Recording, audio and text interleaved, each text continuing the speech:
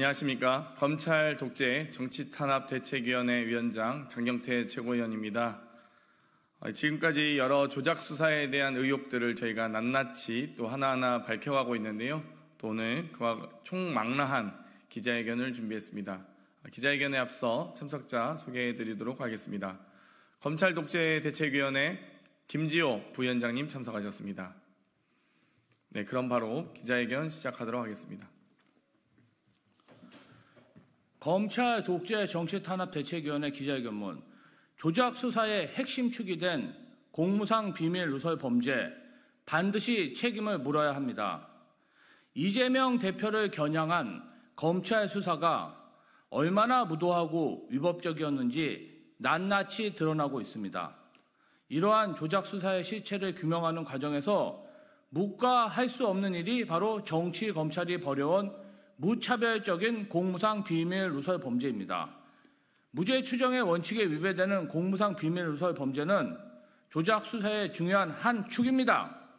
검찰이 그간 피의자의 인신을 구속한 채 조작한 진술 혹은 증거가 없는 일방적 진술을 언론에 흘리며 여론 재판을 쉴 새 없이 일삼았기 때문입니다. 최근 보석 석방된 김용 전 부원장 사례가 대표적입니다. 검찰은 김 전 부원장이 구치소에서 가족과 1대1로 나눈 이야기까지 언론에 흘려가며 김 전 부원장이 사법부를 비난했다는 식의 기사를 만들어냈습니다. 여론 재판으로 재판에 영향력을 행사하려 한 매우 비열한 언론 플레이입니다. 2024년 2월 13일자 JTBC가 단독 보도한 이대로 가면 이재명 대통령 된다. 정진상, 김용 접견한 정성호라는 제목의 기사도 비슷한 방식의 공무상 비밀 누설이었습니다. 마땅히 비밀이 보장되어야 할 교도소 접견 내용까지 마구잡이로 유포하여 이재명 대표와 그 주변인들을 범죄자로 낙인 찍으려 한 것입니다. 이런 공무상 비밀 누설 범죄의 가장 큰 문제는 피의자의 방어권을 심각하게 침해한다는 것입니다. 서울중앙지검 반부패 수사 3부는 지난 2022년 11월 8일 김용 전 민주연구원 부원장을 정치자금법 위반 혐의로 구속 기소했다고 밝혔습니다. 그리고 다음 날 9월 5일 오전 5시 조선일보가 이재명 측근 김용, 정진상, 유동규, 김만배에게 428억 받기로 라는 제목의 기사를 내보냅니다. 공소장의 핵심적 내용이 담긴 단독 보도였습니다. 그러나 정작 김용 전 부원장 측 변호인은 공소장을 받지 못한 상황이었고 최종적으로 변호인들은 검찰 기소로부터 이틀이 지난 11월 10일 오전 11시 55분에야 공소장을 받아 변호 준비를 시작할 수 있었습니다. 즉 언론에 이미 공소장 내용이 유포된 상황에서 김용 전 부원장 측은 이틀 동안 방어권을 상실한 채 쏟아지는 무차별적인 폭로를 감내해야 했습니다. 이는 단 하나의 사례에 불과합니다. 김용 전 부원장이 긴급 체포된 2022년 10월 19일 이후 11월 23일까지 이재명 대표와 그 주변 인사들을 겨냥한 이른바 검찰발 단독 보도가 무려 144건 쏟아졌습니다. 하나같이 검찰이 수사 내용을 언론에 흘리지 않았으면 알 수 없는 피의사실 공표였습니다. 서울중앙지검뿐 아니라 쌍방울 수사를 맡은 수원지검도 공무상 비밀 누설을 밥 먹듯이 자행해 왔습니다. 2024년 2월 1일 중앙일보 단독 보도, 이재명 북초청 요청, 김성태 대북 송금 후 공문 보냈다가 대표적입니다. 해당 기사에는 수사 과정에서 확보한 문서의 상세한 내용은 물론 수사 대상자의 진술 내용 및 수사 책임자의 잠정적 수사 계획 등 각종 수사 기밀이 포함되어 있습니다. 2024년 8월 22일 채널A 단독 보도, 이재명 대북 송금 피의자 전환 제3자 뇌물 협의도 마찬가지입니다. 수원지검 형사 6부가 피의자로 입건한 사실이 당사자에게 통지되기도 전에 수사 과정에서 확보한 구체적 진술 내용, 수사기관의 일방적 의견, 수사계획 등 수사검사가 아니면 알 수 없는 내용이 언론에 누설됐습니다. 이렇게 확인되지 않은 일방적 진술이나 전원을 마구잡이로 흘리다 보니 검찰과 언론이 합작해 가짜뉴스를 유포하는 중대 범죄까지 벌어집니다. 이재명 대표를 둘러싼 428억 약정설이 대표적입니다. 이재명 대표를 범죄자로 낙인 찍은 문제의 428 약정설은 2022년 11월 1일 중앙일보 기사에 최초로 거론됐고 2022년 11월 9일 조선일보가 단독 보도한 이재명 측근 김용, 정진상, 유동규, 김만배의 428억 받기로라는 검찰발 기사 이후 본격화됐습니다. 2022년 11월 1일부터 2023년 3월 21일까지 무려 2064건의 428억 약정설에 대한 보도가 쏟아졌습니다. 문제의 428억 약정설은 검찰이 이재명 대표에 대한 배임 혐의를 주장한 강력한 근거였으나 정작 검찰은 공소장에 이를 적시하지도 못했습니다. 아무 근거도 없는 가짜뉴스로 이재명 대표가 마치 검은 돈을 받기로 한 것처럼 매도당한 것입니다. 검찰발 성남시장시 CCTV 가짜설도 있습니다.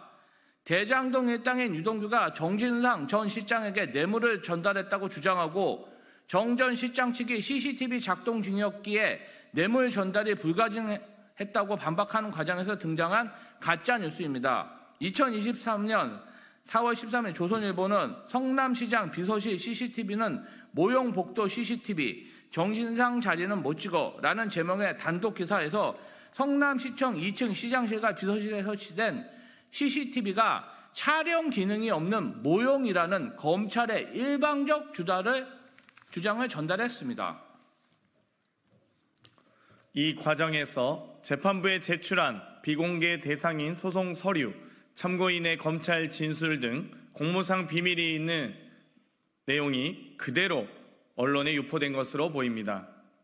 그러나 CCTV 작동 여부가 담긴 과거의 언론 보도 또 성남시청 공무원들의 증언 등을 통해 CCTV 가짜설은 허위로 드러났습니다. 금방 허위로 드러날 것이 예상되는 상황에서 검찰은 공무상 비밀을 누설하고 언론은 이에 부하 내동해 이재명 대표 주변인들을 거짓말쟁이로 망신주는 여론재판을 일삼은 것입니다. 진술을 확보했으면 사실관계를 확인하고 증거를 모아 기소하고 재판하는 게 검찰 본연의 임무 아닙니까?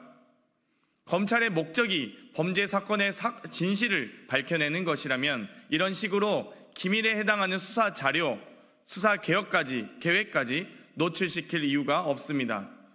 결국 진상규명은 안중에도 없이 이재명 대표와 주변인들을 범죄자로 낙인 찍고 이러한 압박을 통해 없는 죄도 토해내게 만들려는 심산으로 악의적인 범죄 행위를 반복했다고밖에 해석할 수 없습니다. 이런 거듭되는 범죄 행각을 근절하기 위해 검찰 독재 정치탄압대책위원회와 법률위원회는 공무상 비밀 누설 및 피의사실 공표 혐의로 서울중앙지검의 송경호 당시 지검장, 고영권 4차장 검사, 반부패 수사부 엄희준, 강백신 부장검사, 호승진, 홍상철 부부장 검사를 비롯해 범행에 가담한 것으로 보이는 성명불상의 서울중앙지검, 수원지검 검사들을 2022년부터 최근까지 9차례에 걸쳐 수사기관에 고발했습니다. 그러나 해당 사건에 대한 수사에 진척이 없어 그 사이 무차별적인 비밀 누설이 반복적으로 벌어지고 있습니다. 범죄를 저지르고도 처벌도 조사도 받지 않으니 같은 범죄를 반복하고 있는 것입니다. 심지어 김용 전 부원장에 대한 피의사실 공표, 정진상 전 실장 수사 관련 피의사실 공표에 대한 고발건은 공수처에서 대검을 거쳐 서울중앙지검으로 이첩됐습니다. 서울중앙지검 검사들이 저지른 범죄 행각에 대한 수사를 서울중앙지검에 맡긴 것입니다. 고양이에게 생선을 맡긴 셈이니 제대로 된 수사가 가능할 리 만무합니다. 가짜뉴스 생산까지 서슴지 않은 채 수사 기밀을 유출한 범인이 누구인지, 수원지검과 서울중앙지검 수뇌부 어디까지 이 범죄에 연루되어 있는지 성역 없이 공정한 수사를 통해 낱낱이 밝혀내야 합니다. 국민이 부여한 막강한 권한을 남용해 여론 재판에만 몰두하는 검찰의 조작 수사 행태, 언론 보도 뒤에 숨어 마녀사냥에 몰두하는 범죄 행각에 예외 없이 엄중한 책임을 묻겠습니다. 2024년 5월 26일 더불어민주당 검찰 독재 정치탄압위원회. 이상으로 기자회견 마치겠습니다. 감사합니다.